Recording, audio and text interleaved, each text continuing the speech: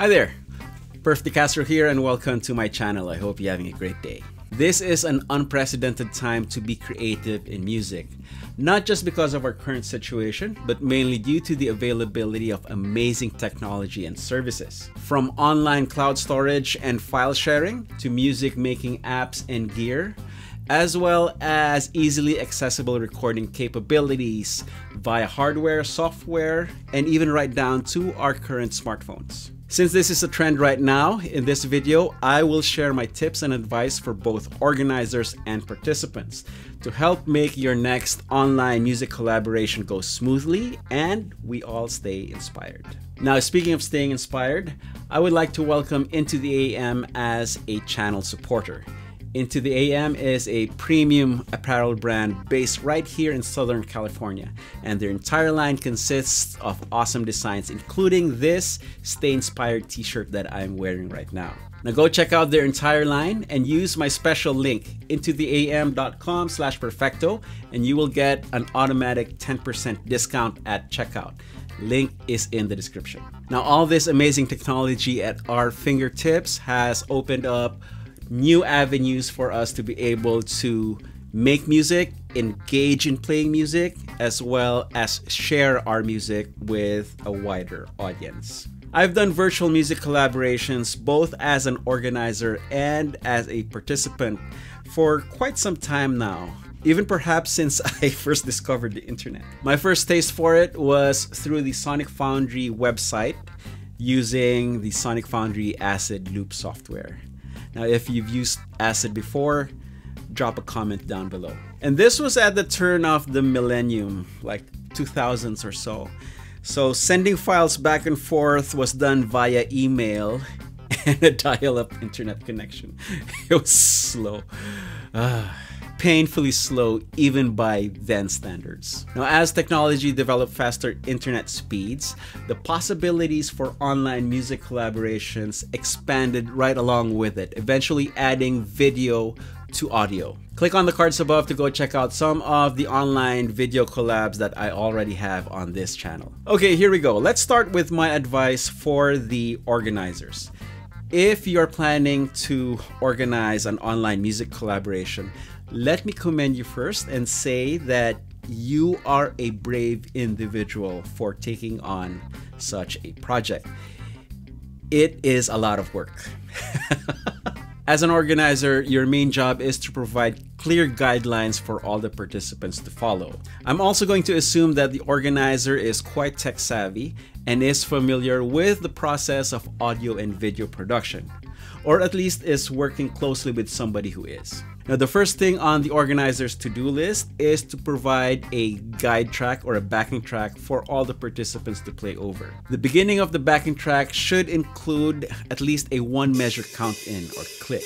And then don't forget to indicate the key of the track, the BPM or the tempo information, as well as the time signature. Now let's talk about file formats. For audio, I recommend using WAV files instead of MP3s. WAV files are uncompressed, giving you high quality audio, and the file format is also cross-platform, so it works in both PC and Mac environments. However, the main reason why I recommend WAV files is because the MP3 file format adds a little bit of silence at the beginning of the file and at the end of the file. So sticking to WAV files will help you avoid sync issues and headaches later on in the final mixing and editing stages. Another thing to consider for your audio requirements is the sampling rate for your WAV file. So it's either 44.1 or 48 kilohertz. This will largely depend on what gear the bulk of your participants will be using. Now, typically most smartphone videos are set to 44, and most video camera or DSLR videos are set to 48. So this is also good to keep in mind because setting a specific audio sample rate will help you avoid audio and video sync issues later on in the final editing stage. As for video, MP4 is a good file format to work with. Ask for the highest resolution that they could provide, at least 720p, ideally 1080. running at 30 FPS. Once you have the guide track all sorted out, upload it to an online storage service such as Dropbox or Google Drive, and then send the access link to all your collaborators. Another thing that you should require is specific subject headers for the participants to use when they send in their submission emails. These subject headers will help the submission email stand out in your inbox, and you could also use them as keywords in the search function so that you can easily find them. And finally, it is important for you to set a deadline for submissions. You can be flexible with the deadline, for example, pushing it back to allow more people to join. However, if you don't set a deadline and just allow your collaborators to work on their parts whenever they feel like it, then your project will never be done. Okay, so now let's talk about the prospective participants and collaborators. Your job is to make everything as easy and as smooth as possible for the organizer to edit and finish the project. Make sure you follow all the guidelines and requirements set by the organizer. Don't be that guy who holds everything up because he just did whatever he wanted. And chances are you won't even be included in the final product because your submission does not meet the requirements. Now, at the beginning of your video, make sure you clap or click along to the count in of the backing track. This will help the editor sync the video with the audio later on in the final editing stage. Next, make sure that you have adequate lighting for your video. Avoid dark videos. Most phone cams compensate for low light, and that usually introduces a lot of motion blur and it makes the video a little difficult to watch. So the rule of thumb is more light equals sharper video. Now let's say you can't help but shoot in a dark environment and you don't have a lighting setup like I do. Just, grab a lamp or any other light source and bring it close to you. That will be much better than a dark, unlit video. Now, along the lines of this subject, you should also think about how you want your video to look. Aside from the lighting, you can put some thought into, what outfit to wear, how your background looks, as well as the camera angle. Do you really want people to watch you play guitar shirtless with your messy bed in the background? Well, maybe you do, maybe you don't. However, just because this is a music collaboration doesn't mean that you shouldn't care about the optics. So take a little bit of time to think about that as well. Now, if you're able to, it's a good idea to pre-edit your submissions and make sure that your clips are the correct length for the requirement. Don't send a 10-minute raw video for a 1-minute part in the collaboration. This way, it's easy for the organizer to drag and drop your files into the master project.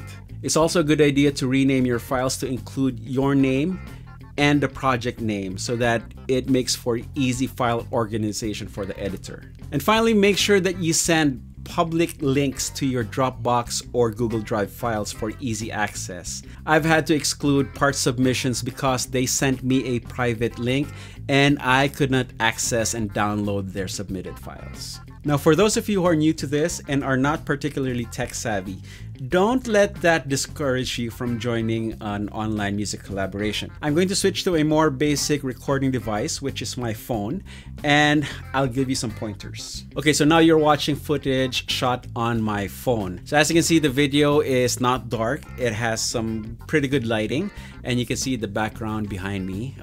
A little messy, but whatever. Now, perhaps the best practice when using your smartphone for your music collab submission is to make sure that only the sound of your instrument is recorded in the video. Now, to do that, you should listen to the backing track using headphones or some sort, and then make sure that your instrument is nice and loud for your phone's mic to easily pick up.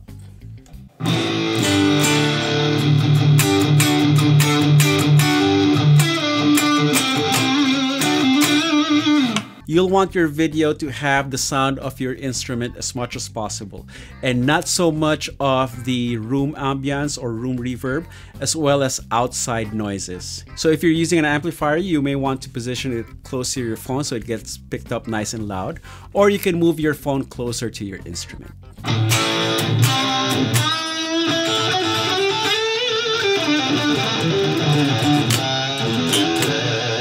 Now, if you're tech savvy and already experienced in audio and video production, here are my tips for you. Of course, first of all, make sure that your files match the requirements set by the organizer. Now, if you're using a DAW to record the audio for your video submission, make sure you render your WAV file in the exact length of the guide backing track, even though you're just playing in a small part of it. That way it'll be easy for whoever's doing the final mix to grab your WAV file, drop it into the master project, and your submission will play perfectly in sync where it should be, and whoever's mixing won't have to, nudge it around and trying to figure out where it should fit. Now, it's also good practice to produce your performance, editing it yourself if necessary before submitting it to the organizer. Don't send multiple takes expecting the organizer to go through each one and pick out the best parts and edit them together for you. Chances are he'll just pick one take and then move on. And that applies to the video side of it as well. You can sync the audio and video of your performance to make sure that everything looks good.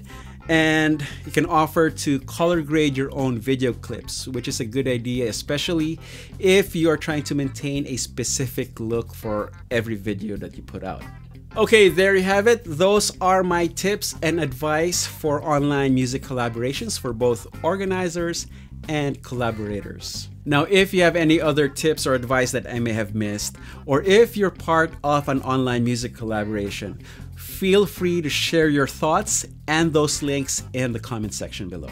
Now go ahead and do all the good YouTube stuff. Give this video a thumbs up, feel free to share it with your friends, and do subscribe if you haven't yet. Okay, have fun on your next virtual jam or online music collaboration. I will see you guys again soon. Stay safe.